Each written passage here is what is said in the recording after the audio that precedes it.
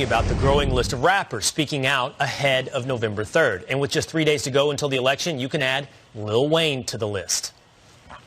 Our next guest is a rapper, Air Force veteran, and TikTok star who's praising the outpouring of support.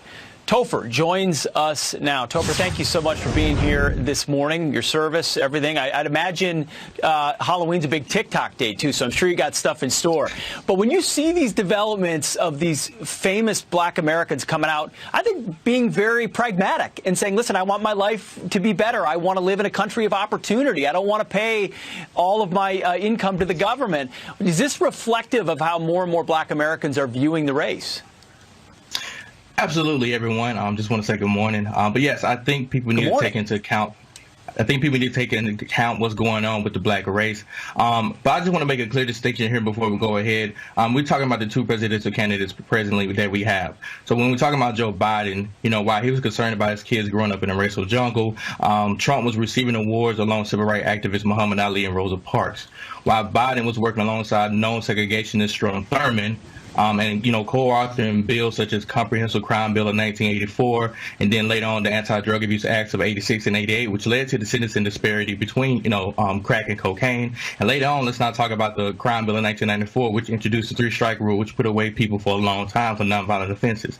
And then you got Trump, who was working alongside Jesse Jackson, increasing the minority representation on Wall Street. So you can't even compare the two candidates right now. And like you said, if people just sit down and have a logical comparison, I mean, it's not even a close race. Now, if we had to compare this, then Trump is halfway around the track while Biden is still asleep at home 47 years late. Yeah, Topher, the Republican Party has struggled for a really long time with the African-American vote, no question. We've seen that over the years. Do you think now times have changed? We can look at a couple of polls to illustrate that. In October of 2020, 80% for Biden, 14% for Trump. 2016, 89% for Clinton, 8% for Trump. In 2012, 93% Obama, only 6% for Romney. Of course, we're talking about the African-American vote there. Do you think, though, now the times have changed in the sense that African-American voters are really zeroed in on policy and taking a look practically at policy and saying, you know what, maybe, there was a heavy lean toward Democratic candidates in the past, but it might be time for a change because of the very distinct policy distinctions that President Trump has magnified?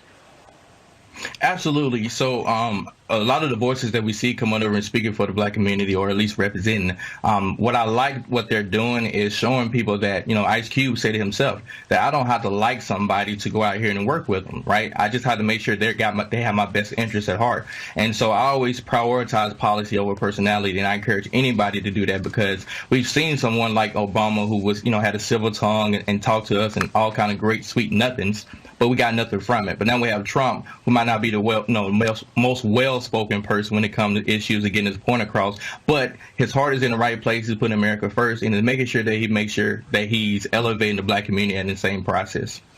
Topher, race has always been used in presidential elections. Accusations of racism have always accompanied Republican candidates, but I don't think anyone has been accused of that more than President Trump over the last 4 years. So how do we reconcile all of these accusations of racism with growing, and I think that is undoubtable at this point, growing support within the black community?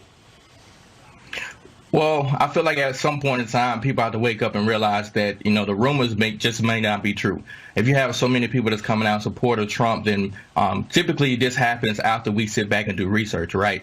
So many people vote Democrat just because their parents told them to do so. I was one of those early on in life. I never voted Democrat, but I was on that same mindset. But later on, when I did more research and looked into the policies and the issues and the candidates, I realized that we was typically leaning more Republican anyway.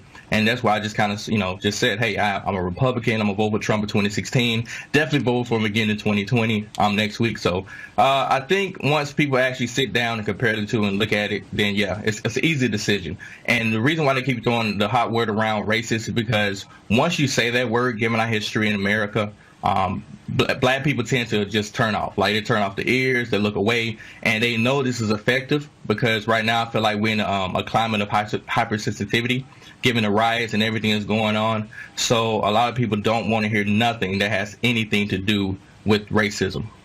Yeah, I think if President Trump's come back next week with 15 to 25% of the black vote in this country, one clear lesson will be social media and mainstream media cable anchors are terrible indicators of where this country is headed. Topher, thanks so much for being with us this morning. Topher, you're a Thank you, smart guys. dude. Thank you. All right. Appreciate it. Thank you. Coming up,